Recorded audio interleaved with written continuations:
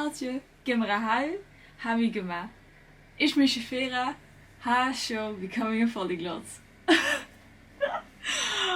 Okay, well, I've done this for about 4 times now. But welcome back to Becoming a Polyglot with yet another language to learn, and 2 actually, which I will be sharing in this video. Thank you so much for tuning in and clicking on this video, because I'm super excited to tell you all about my new language journeys. I have 2 new languages.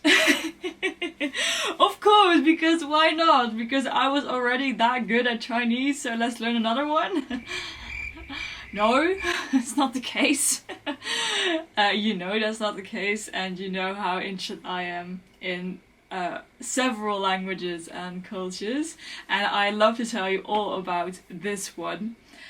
Before we get started, I would like to mention that this video is sponsored by Oxford Notebooks, and I will tell you more about their products throughout this video. So without further ado, let's just get started. I think that's in Gaelic. Toshishihin? Let's just get started.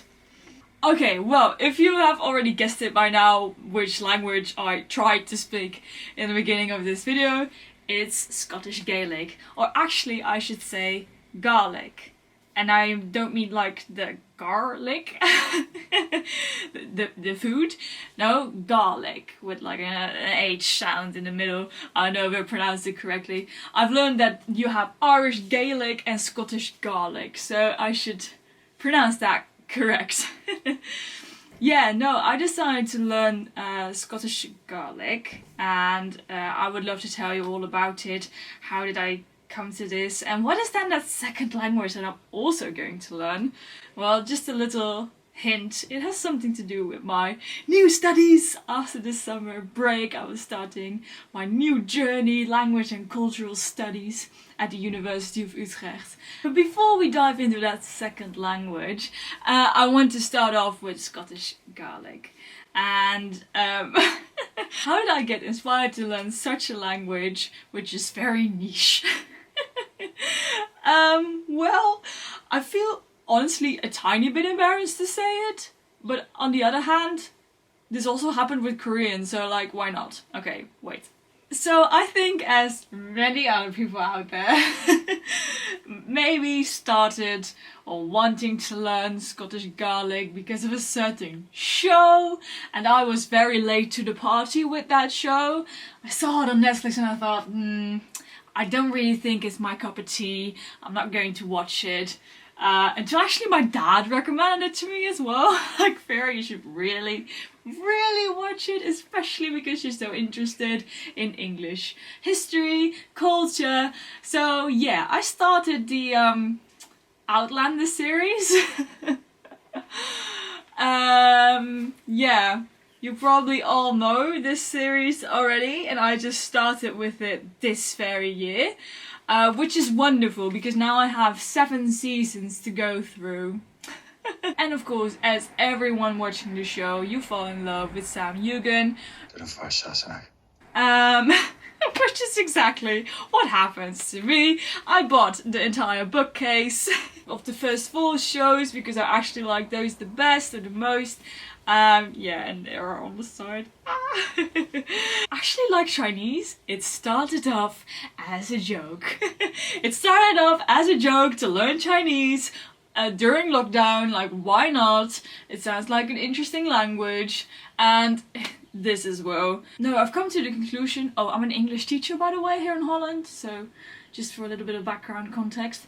I came to the conclusion that I actually love teaching history and literature more than I love learning the language to my pupils. So I can really dive into the story of Pocahontas, which I did 2 weeks ago, or Shakespeare even, making it more fun to my 14-year-olds, more fun to read, and I actually love those history aspects. So for my next studies, I really want to get involved in learning more about that, because honestly, I don't know everything by heart in regards to the English history and culture and literature. I wish I would know more, but I don't, so I am going to dive into that. And Scottish Gaelic, not Gaelic, Gaelic, I thought, wow, that is literally another language within the UK. How come I never really noticed that? I mean, somehow I of course knew that Scottish is different from English, but I somehow forgot also that they have an entirely different language. So for a little bit of background, context, knowledge, Scottish Gaelic is spoken in not only Scotland actually, also in Nova Scotia, some parts of Australia. We have some Scottish immigrants who moved there and spoken there as well. But like now I'm going to say Gaelic languages is not only spoken in Scotland but also in Ireland, the Isle of Man, where they have these Celtic languages, Gaelic languages. I mentioned that Scottish Gaelic is a very niche language, and that is because throughout the 80s, 90s, the language, I don't want to say died out, but less people were actually trying to speak or learn the language. And since the 2010s, there has been an uprise where we have to keep our heritage, we have to learn our children this wonderful language. It's part of your culture, it's part of your heritage, and all these non-profit organizations just rose up and started to spread more awareness about this very language. Because right now there aren't really that many speakers of the Scottish Gaelic language who know it by heart or fluently, and that is just honestly too bad. It is getting better and better. If you look it up online, there are now a lot of YouTube videos out there, Instagram posts, Instagram channels, everything about the language. And I think Outlander has something to do with that. Because when I dove into Outlander and the making of it, I noticed that many people went to Scotland because of the Outlander series to check out all of the filming locations, to actually learn about the real history behind Outlander, the Battle of Culloden, the Jacobite cause, etc. So I do feel that this definitely helps for Scottish tourism. Okay, but back to me. Why am I learning it? Well, like I said, it started off as a joke, because I saw on Duolingo that you could learn Scottish Gaelic. Gaelic. And even a friend of mine recommended it. She watched the show as well, and she said, that's fun, just go on Duolingo, do it for fun. But you know, when I start learning a language, it's not just for fun. Or it is for fun, of course, but I like it so much that I go too far? I don't know. I get invested really quickly, really easily. Which led to me wanting to learn and know more about Scotland in general, because if I'm honest, I never learned anything about Scotland in school. It was only England, it was only English history and the colonies, but never Scotland and Ireland. Now of course Ireland, I know it's not part of the UK, Northern Ireland is, but just in general, I knew nothing about it. I've never learned it in school. I've never even read Irish literature or Scottish literature. It's not being taught to me at the English teacher training program. So I was like, wow, this is a knowledge gap for me. Why don't I know this? So that is when I went looking for this book. It's called Clanlands by Sam Egan and Graham McTavish. And if you watch the show, then you know these two characters by heart. Of course, Sam Egan. And he actually played in The Hobbit. I love The Hobbit, so that's really nice. No, but they take you on a tour throughout Scotland. And it's just a very funny book if you want to know more about history and the landscaping of Scotland. I highly recommend buying this book. You can get it on Amazon or your nearest bookshop. Okay, so Duolingo. I started out. I don't know. It just doesn't really make sense to me. It's the language, especially because of how the words are formed, and it's nowhere near pronounced as you write it. So it somehow feels like learning Chinese all over again. Anyhow, I also started listening to podcasts, writing about it, and just really started learning this language actually. Okay, little behind the scenes. I'm working on a little reel for Instagram for a Gaelic video. All my stuff over there just moved it aside literally. I think I'm going to choose this notebook for my Scottish Gaelic journey. The Oxford notebook. This was kindly gifted to me by Oxford as well. And why I choose this notebook? Also because it's blue. And I don't know, Scottish blue. I don't know if Scottish blue is like a real thing or not. But in terms of the flag, it looks like the same blue. Okay, I'm mumbling. No, but this notebook actually has a whiteboard on it. So here you can write with a whiteboard marker and then literally erase it. Here you can see it as well in the pictures below. So that is really useful. Why I also choose this particular notebook is that this paper is so easy to write on. It's so smooth, and when you write something, you don't see it on the other side. Oh, I always hate it when I work with those most colorful markers that I have, but then on the other side you see all those colors. So yeah, no. I think I'm going to use this notebook therefore from Oxford. Got myself a little drink as well. Power in your hands. So thank you very much, Oxford. Okay, let's make this real.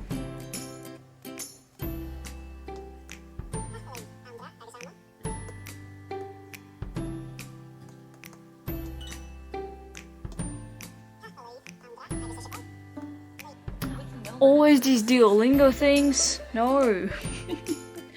Does anyone actually have this? Like, I would love to know whether that's worth it or not to actually buy the subscription. Do let me know. Okay, now on to some writing. Because, like I said before, the spelling is so much different than the writing of the words.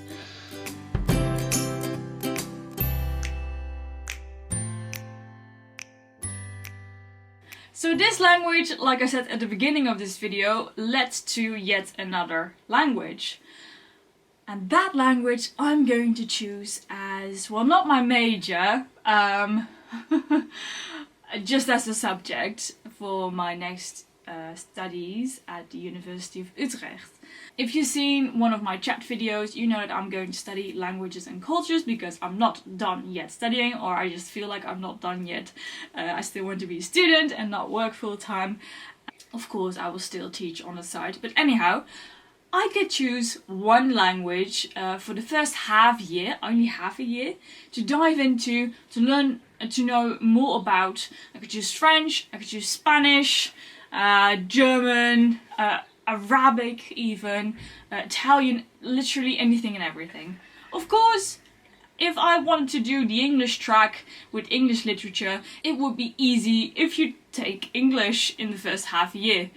But being an English teacher myself, having taken this CPE, I have a C2 certificate, it wouldn't make any sense. So I thought, if I am going to dive into the history of England, into the language, I should start at the very beginning. And one of the languages that you are able to choose is Celtic. Celtic. Yes, applied. I still have to apply. I have 4 days left to apply. I'm going to study Celtic the first half a year of my new studies. Which all started with watching Outlander, getting involved and interested in Scotland, and diving into, okay, where did it then come from? Because it did not start with Scotland, it started with Ireland. Ireland, Irish Gaelic, or just Irish as I heard most Irish people will call it, not really Gaelic, but Irish. So I thought, okay, that's even more niche to learn Celtic. Especially because the Celtic that I'm going to be learning is spoken 600 to 900 AD. So that's a really, relatively short amount of time to learn a specific language. an old, very old language, which then evolves into Middle Irish, Modern Irish. And what does that then have to do with Scotland or Wales or Gaelic? Well, basically the people of Ireland migrated to Scotland and took the language with them. So generally speaking, if you knew a bit of Celtic, then it would be easier to learn Gaelic, because they're from the same language branch tree. By all means, Celtic is not really a language such as I'm learning French. Celtic is the basis of where the other languages are formed. Like Old Irish is a Celtic language. Middle Irish is a Celtic language. So if I say I'm studying Celtic, it's only the Old Irish part. And I've really debated whether I want to do this or not, and especially if I really need it for my future studies, future teachings. And the answer to that is probably no. Just give me some basics of how the language is evolving throughout the years. Of course, Old English is not a Celtic language. So I'll be taking Old English in probably the second year or so. So I thought, why not? Okay, there's not only English in the UK, so let's learn Celtic. Well, I mean, why not? I decided to learn it because I thought it would be fun. Not because I thought, hey, I might be using this someday, because I don't know if I would be using it someday. But how cool would it be if I were able to read some of these, well, mostly psalms. They're not like real heroic stories. Some are though. That would just be very nice. I mean, why not? It's just half a year. If I don't like it, then it's just half a year. If I love it, then half a year is too short. Also, a big reason for me to start with Scottish Gaelic is because when I looked up Celtic, I couldn't find anything remotely similar to Celtic. Like, literally nothing. Also because I have never learned Latin. Our school system in Holland is very weird. I was at the middle, lower level, so I was not allowed to learn or able to learn Latin or Greek. So I don't know what it's like to be able to learn just a branch from where other languages are formed. I've never had that experience before. So this with Celtic is going to be very difficult, very new to me, but I hope that with the knowledge about language learning that I have, I'm able to do so. So I asked my professor, how can I, prepare? And he mentioned that Scottish Gaelic does indeed look a bit like Celtic. It is a good point of reference to start. Of course, the language evolved throughout the years.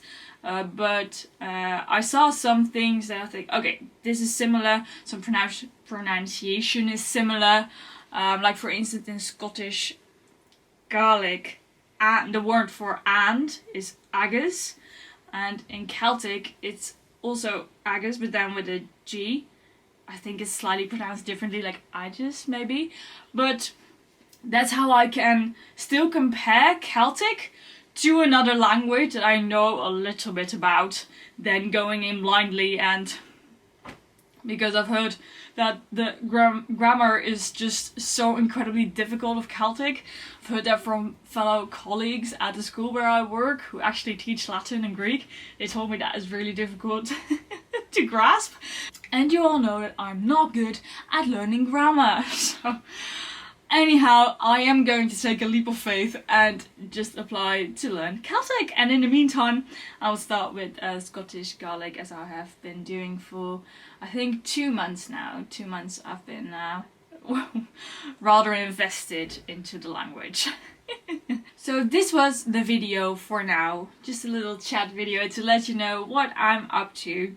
And if you're interested in hearing the resources that I'm using for Scottish Gaelic, definitely let me know in the comments and I will make an entire video on resources, or maybe I'll make a reel. Just let me know what you would like to see. And if you're looking forward to the videos about learning the Celtic language, Old Irish as well, because I would love to take you along with me throughout that half a year at the beginning of my studies and see how I'm improving and mostly how I'm struggling with studying this language. Thank you so much for clicking on this video. Thank you for watching. Leave a comment down below, give a like, thumbs up and subscribe to my YouTube channel so you won't miss anything else. And that was it. Thank you so much and I hope to see you soon. Bye! Or I should actually say, cheery! Cheery, that's such a nice word. Cheery! Bye!